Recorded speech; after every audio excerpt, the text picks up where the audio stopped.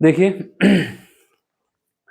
Question जो है ये सेक्शन ए का है, क्वेश्चन नंबर 9 है, पेपर सेट है जो 55.31 है, बोर्ड सीबीएसई बोर्ड है, फिजिक्स का है। ठीक है, इसमें क्या है हमारे पास, ये बताया जा रहा है कि अल्फा पार्टिकल और हमारे पास प्रोटॉन, दो पार्टिकल हैं जिनके पास जो वेलोसिटी है वो इक्वल है।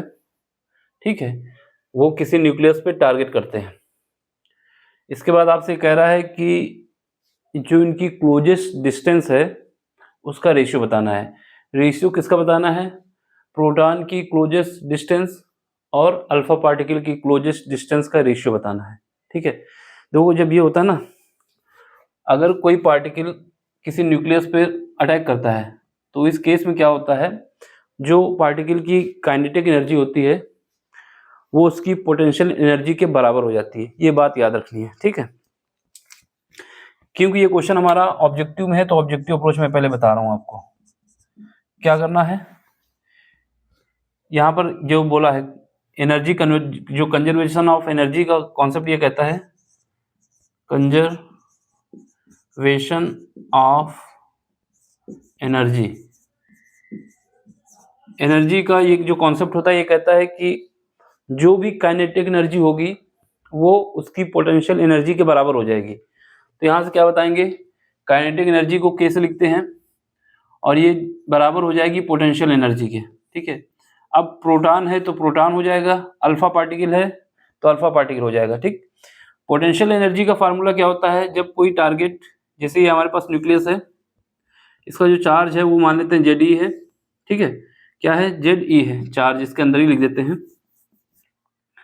चार्ज हमारा क्या है, Ze, इस न्यूक्लियस पार्टिकल का।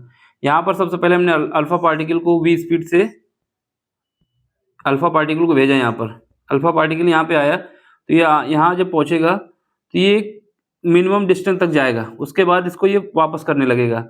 जिस मिनिमम डिस्टेंस तक जाएगा यही हमारे पास क्लोजेस्ट डिस्टेंस होगी, जिसको r से भी लिख सकते हैं, d से भी लिख सकते हैं ना, जैसा लिखना हो। तो यहाँ पर जो हमारे पास पोटेंशियल एनर्जी का फार्मूला होता है, दो चार्ज अगर दिए होते हैं तो क्या होता है, पोटेंशियल एनर्जी का फार्मूला हमारे पास होता है, पोटेंशियल एनर्जी होती है 1/4 पाई एप्सिलॉन नॉट Q1 और Q2 डिवाइड बाई R। यहाँ पर जो R है यही हमारे पास क्लोजेस्ट अप्रोच है, क्लोजेस्ट डिस्टेंस है। क्या है, डिस्टेंस ऑफ क्लोजेस्ट, यानी क्लोज डिस्टेंस है। ये वो डिस्टेंस है जब अल्फा पार्टिकल किसी न्यूक्लियस के पास जितना पहुंच सकता है, इसके बाद वो वापस होने लगेगा, तो उसी डिस्टेंस को क्या कहा जाएगा, closest distance of closest approach. ठीक है, अब इसने बोला है कि अगर ये कहानी होती है तो यहाँ पे क्या होता है, जो हमारे पास पोटेंशियल एनर्जी होती है वो काइनेटिक एनर्जी के बराबर हो जाती है।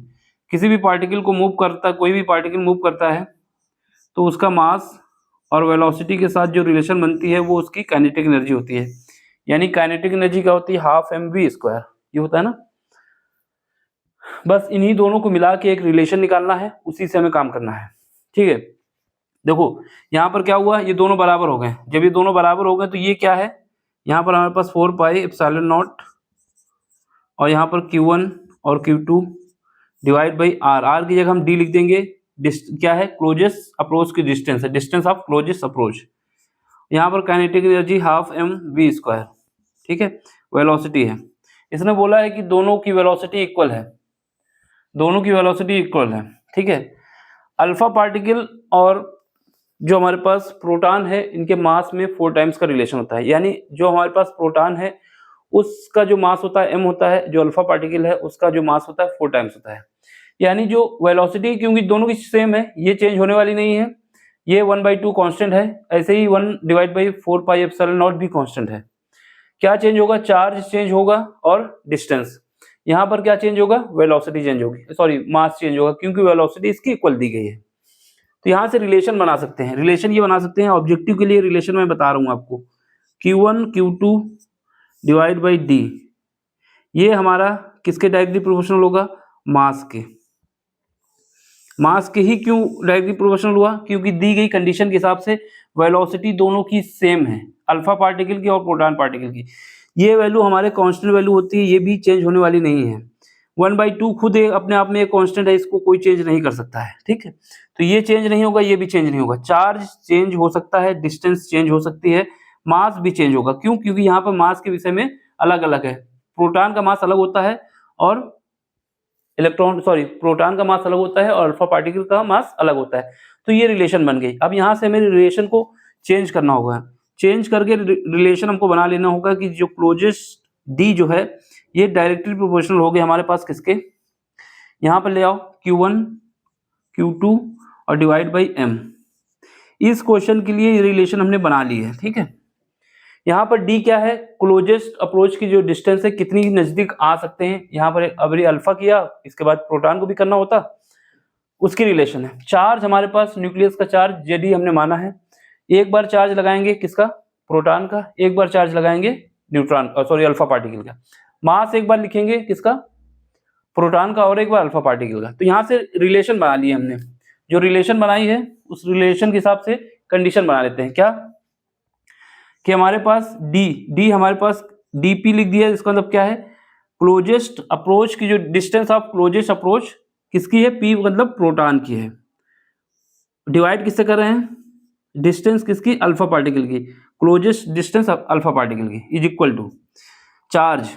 पहला हमारा चार्ज जो न्यूक्लियस था उसका चार्ज कितना है, Jd है, ठीक है। इसके बाद पहले जो ऊपर लिखा है वो क्या है, प्रोटॉन है। तो प्रोटॉन का चार्ज कितना होता है, E होता है, ठीक। इसके बाद क्या है नीचे, ठीक है। ये क्या है, m को ऐसे लिख देते हैं डिवाइड करके, जिससे कोई दिक्कत ना आए। तो यहाँ पर डिवीजन कर देंगे किसके साथ, m का। m क्या है, प्रोटॉन का मास। प्रोटॉन का मास अगर mp है और डिवाइड करेंगे, अब किससे डिवाइड करेंगे, यहाँ अल्फा पार्टिकल के। अल्फा पार्टिकल का चार्ज पहले Q1 क्या है, जो हमारे पास न्यूक्लियस है उसका चार्ज कितना है, Jd है, ठीक है। ये क्या है, ये हमारे पास अल्फा पार्टिकल का चार्ज। अल्फा पार्टिकल का चार्ज प्रोटॉन के चार्ज का दोगुना होता है, तो ये 2 से मल्टीप्लाई कर दिया गया। मास जो होता है अल्फा पार्टिकल का कितना होता है, 4 टाइम्स प्रोटॉन के मास का। बस ये रिलेशन बना के सॉल्व कर लेना है। यहाँ से Jd से Jd गया, E से E चला गया, MP से MP चला गया। MP का मतलब है प्रोटॉन का मास और ये 4 MP का मतलब है अल्फा पार्टिकल का मास। यहाँ से क्या है, 2 से इसको काटेंगे तो 2 बचेगा, ये वाला 2 ऊपर चला जाएगा। तो यहाँ से क्या आएगा, dp by d alpha is equal to आ जाएगा 2।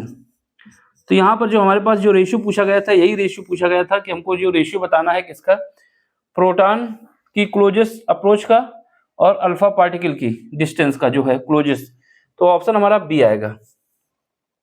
ये आपका ऑब्जेक्टिव अप्रोच भी है, सब्जेक्टिव अप्रोच भी है। समझाने में जरूर टाइम लगा, लेकिन हमें केवल क्या कंडीशन निकालनी थी कि जो हमारे पास डिस्टेंस है वो चार्ज पे और मास पे डिपेंड कर रही है। यहाँ पर अगर वेलोसिटी अलग अलग होती तो वो डिस्टेंस हमारी वेलोसिटी पे भी डिपेंड करती। फिलहाल के लिए इसने बोला है कि जो हमारे पास क्या है, वेलोसिटी है वो सेम है ना, दोनों की वेलोसिटी सेम लिखी हुई है ये लाइन। तो ये इसको ऐसे ही करना है, ऑब्जेक्टिव क्वेश्चन है। ये रिलेशन निकाल के बस सीधे वैल्यू पुट करके रख देना है। अब ये रिलेशन अगर आपको याद है, अगर यहाँ पर वेलोसिटी चेंज नहीं करता, वेलोसिटी चेंज करता है, तो यहाँ पर v स्क्वायर भी आ सकता है, ठीक। अब ये रिलेशन आपको याद है। इसके बाद यहाँ पर अल्फा पार्टिकल बोले, इलेक्ट्रॉन बोले, कोई भी पार्टिकल बोले, किसी का भी चार्ज दे, तो आप इस कंडीशन के हिसाब से ऑब्जेक्टिव क्वेश्चन कर सकते हैं। सब्जेक्टिव क्वेश्चन करने के लिए इसको प्रॉपर दिखाना होगा कि हमने क्या क्या किया है, ठीक। अब आपको समझ में आए तो क्या करना है, लाइक करना है, शेयर करना है, सब्सक्राइब करना है, जिससे इस दुकान को आगे बढ़ाया जा सके। दुकान का मतलब है इस चैनल को हम आगे कंटिन्यू करते रहें। तो आपका लाइक शेयर सब्सक्राइब इस काम को करने के लिए हमें मोटिवेट करता है। तो आपको क्या करना है, लाइक शेयर सब्सक्राइब।